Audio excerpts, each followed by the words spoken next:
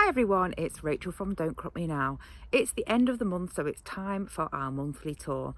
Probably going to be a little quicker this month as things do slow down at this time of year, but still plenty of things to see. So let's start on plot 5B, and I would say there's not a huge amount of difference on here. We did clear the greenhouse out last month, and so some of those chilies have just continued to ripen in there. The cold frames are still doing okay. There's actually been quite a bit of growth if you have a good look at those strawberries, and that's because it has been really warm over the last, or unusually warm really, over the last month or so. So hopefully you can see a difference on the trees now. There's hardly any leaves. That pear has dropped all of its leaves, and that apple has got just a few leaves left. That does mean that we can see where I have put those grafts on. So over the winter, probably in about a month's time, I will have a look at pruning those down. I didn't want to do it with all the leaves on because I knew that I'd probably just cut off the best bits we have grafted on.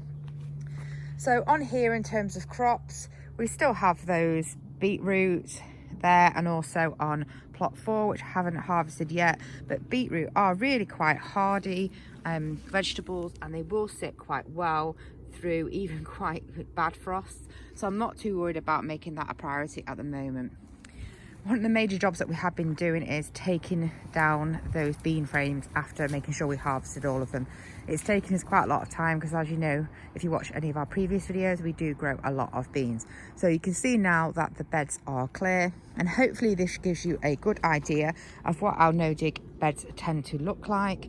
Obviously all those sort of little bits on the top, they are part of the beans that we have pulled down, but we don't turn the beds over, and you can see the difference between where that is a sort of a more manure type mulch and that was a more compost type mulch on this bed. So you can see the difference in colour really on that. We've still got a few things in at this end, which I am going to today definitely take some of those fennel seeds. If you can see, if we come in, that we do have some seeds nice and dried out there, and if I don't pick them, they probably already have, to be honest, but they will drop all in that bed. So I will try and save some of those seeds. We have had a bit of a disaster with our Brussels, and you probably can see that now because the gourd plant that we were growing over, that sort of took over here, really covered up our Brussels. So they're actually like little peas, unfortunately. I just don't think they've had enough light to grow, which is a big shame. But you know what, some crops, there's always one crop doesn't do very well this year, and I guess for our Sunday lunch we'll have to buy some Brussels. Now within this bed where we've cleared out the other cabbages, you can see quite clearly where we've got some of those big cabbages left, and those are the cabbages for sauerkraut, the Filderkraut cabbages, and there are one there, one there and one there, so I've still got to do something with those.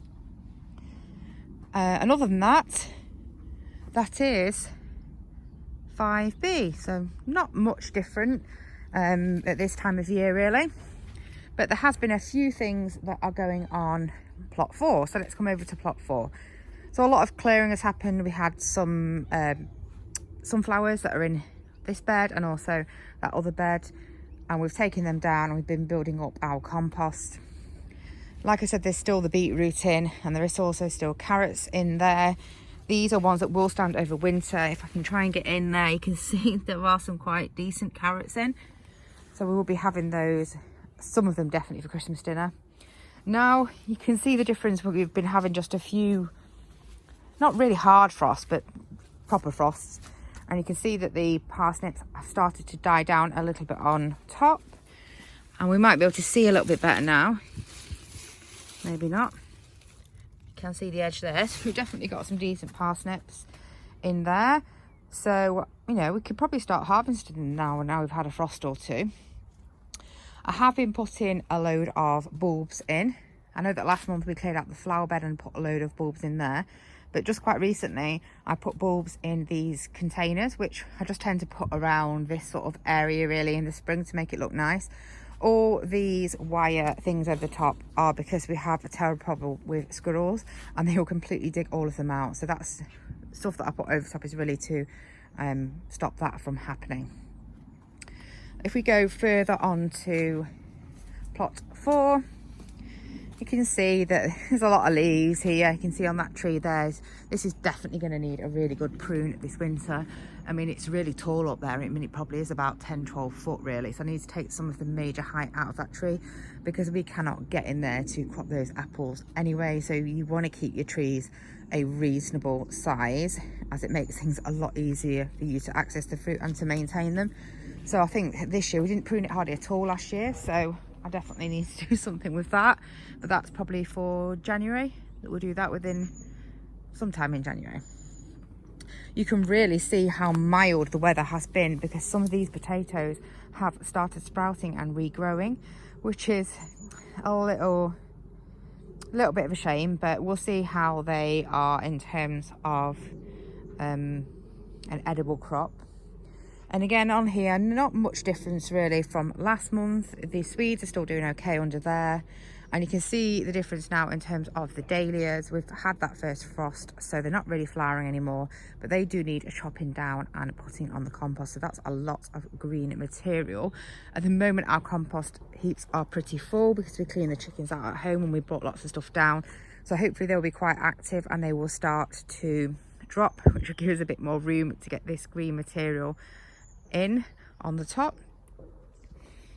The autumn raspberries are starting to look a little bit yellowing, which is totally normal at this time of year.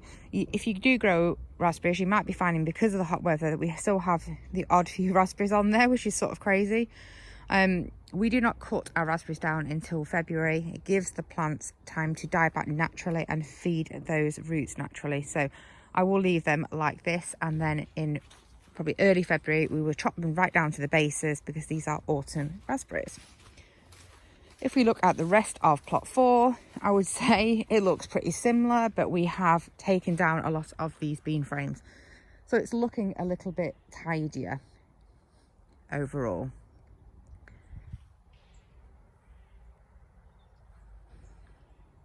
Before we go over to plot 2B, let's just take a little peek at the flower bed, which I was really pleased with actually. It looked quite nice, and there are a few things that are starting to pop through. So this is the flower bed where it's been all sorted out and mulched, and you can see here that we've got some little, they're called alliums, little allium plants that are poking through, and they did really well last year. You can see that obviously it's not really been a thick enough layer of mulch to stop anything germinating, and a lot of these here, that there is actually I think coriander that was in that bed. That's all germinating there, but I'm going to leave that to grow, and then if it does survive throughout the winter, I'll eat it if it's coriander, and then I'll just pull it out. And then we can see here that we've definitely got a few marigold plants, calendula, that are seeding through. I'm not really bothered about that. I'll leave them in, they're quite nice anyway. So overall, that's looking pretty good. So let's head over to plot 2B, which is our last plot. We are over on 2B, which is our fruit area and the polytunnel. So not much going on in terms of the main plot, but there has been lots and lots of composting. And as you can see that bay there is now completely full up. The middle bay has dropped to half. So I will let that probably drop enough, because probably at least half of that is pretty fresh. So it'll be warming up quite a lot within there. And then what I'll do is I'll move that middle section on top of here and leave that one well into the spring, which will give us the middle one to be able to start filling again. If I just sneak in on the other side, you can see the other bay. And this bay under here, there are quite a lot of wood chippings that are on the top and on top of the compost, and I've just been using that as storage. So every time I need a bit of browns, I take a bit off here to put in on one of these heaps. But under there, that is compost that I think should be not ready but not far off, usable for spring, which is great. The fruit area leaves are pretty much dropping now, which hopefully will give me a chance. For us, the fruit maintenance tends to be a January job, so we'll come back to that next month.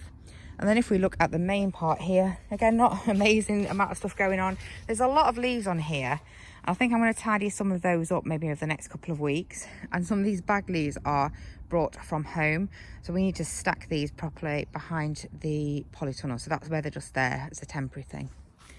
If we have a quick look in the polytunnel, still a bit of work needs to be done in here. One of the most successful things is when we cut all the chilies out, I hung them upside down in here to allow them to ripen. We've got a separate video on that, and it's done an amazing job. They're actually looking really good, and a good proportion of them have ripened up, particularly these AJ lemon drop that really have done very, very well. We've still got our squash in here. You can see that one of those sort of the more summer squash type in the middle there has decided to start to rot, so we need to get on with these pretty quickly. They need moving really. It's quite a lot, so it's probably my fault. Just we've had so much stuff on home, haven't really had the room, and I still haven't cleared out my cucumber plants at the back there. So there's still some work to be done in this tunnel, which we will continue to do throughout December. And then just round the back of the tunnel, we have got our leaf storage area. So again, that we will continue to add to that. We're going to do another big leaf collection next weekend, and it sort of continues around this side now, because a lot of that was last year's leaf mulch. We've been putting some more bags in on this side. So let us know what you've been up to on your allotments or vegetable gardens. We know things do slow down over winter, but we're still cropping a lot of stuff, and there's still quite a few jobs to do. So let us know in the comments what you've all been up to. And if you have enjoyed the video today, please like, comment and subscribe. It only takes a minute, but it really helps our channel. Bye everyone.